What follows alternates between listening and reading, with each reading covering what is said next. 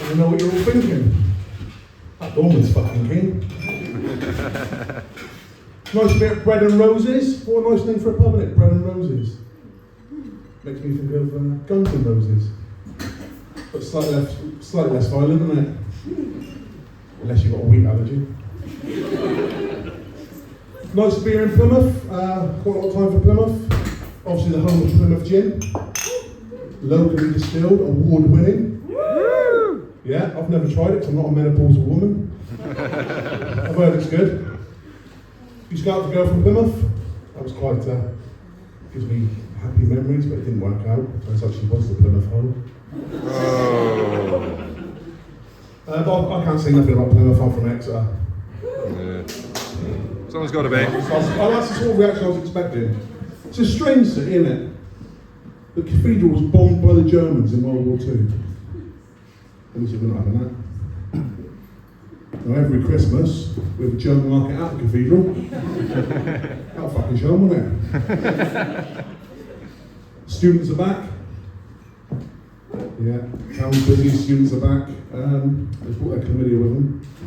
Exeter is the chlamydia capital of the UK. I'll wear a condom just when I'm driving through, to be fair. Yeah.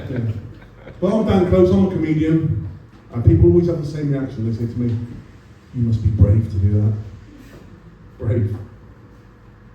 Firefighters are brave. Soldiers are brave. People who watch porn with the sound on are brave. But it is a lot of pressure being up here. Won't lie, it's a lot of pressure. I haven't felt this much pressure since I accidentally put my bins out first. You ever done that? It's a lot of fucking pressure, isn't it? I hope it's a green one, so we're all fucked. But you're looking at me, you're thinking, he must be a dad, because it's a dead giveaway. Got the dad bod, haven't I?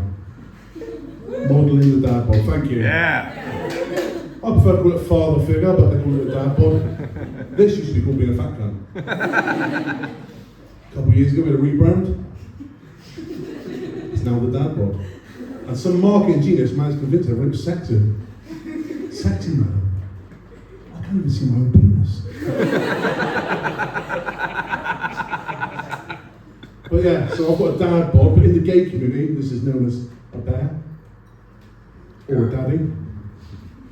Or a daddy bear. I will eat your porridge, but you're not fucking up the ass. Mainly because it's got piles. Or as they're known in the gay community, speed bumps. And talking of speed bumps, I recently went on a speed awareness course. Anyone else been on a speed awareness course?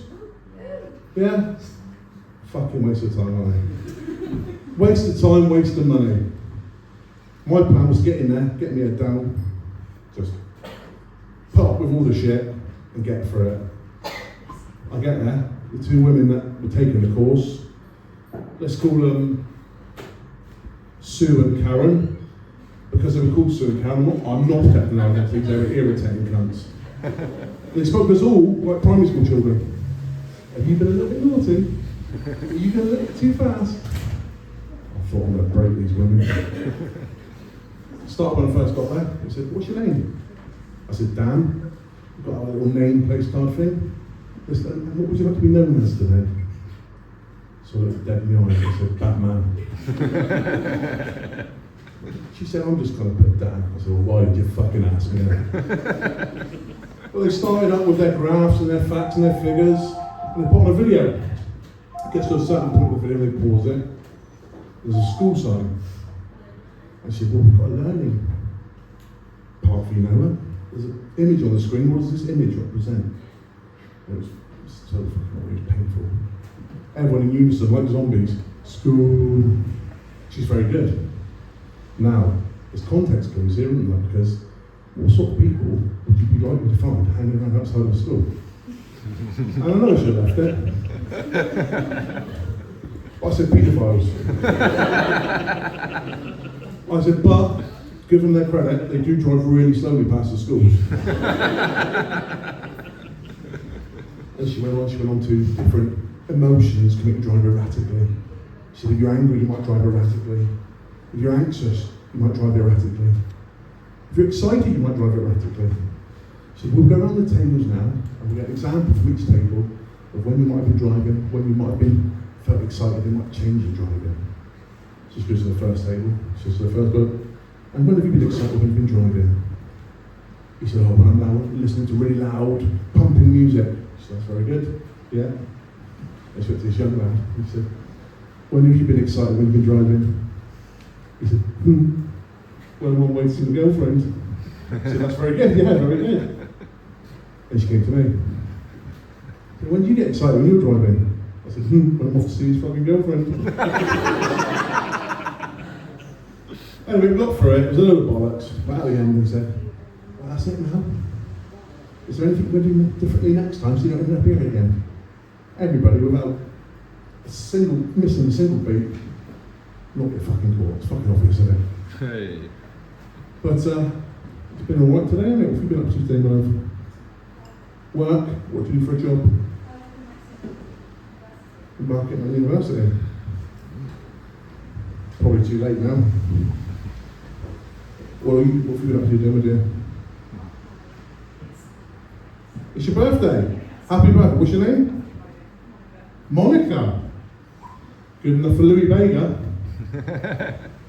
Little bit of Monica. I think we should sing happy birthday. Give me to Monica. That seems only fair, doesn't it? Hey. Happy birthday to you. Happy birthday to you. Happy birthday, dear Monica.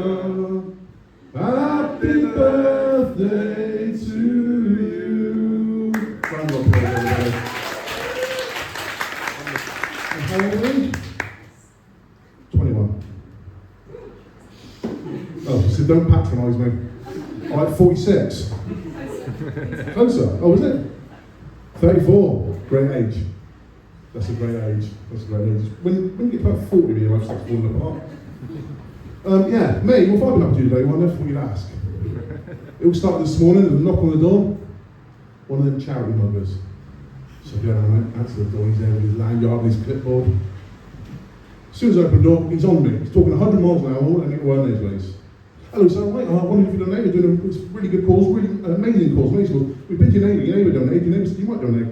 Just wondered if you want to put your name down for anything. Whoa, hang the fuck on, mate. I don't even know what you're collecting for. He said, the WWF? Slammed the fucking door in his face. Those wrestlers earn enough fucking money. Then a little bit later, I got here early, so I went for a little walk around Plymouth. Quite nice, isn't it? Just walking around, I was listening to the Mandatory Preachers. Not the band. They said war, plague, pestilence, famine. Oh, we're going to Swilly again.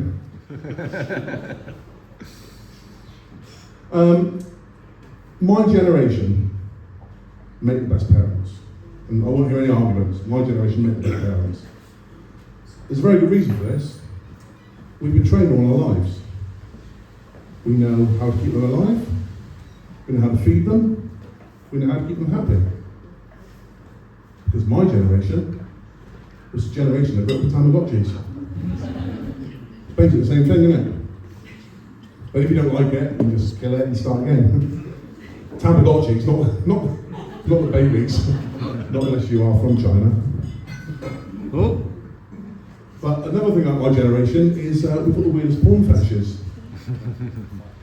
Because we were the last generation to grow up without internet porn in our teens.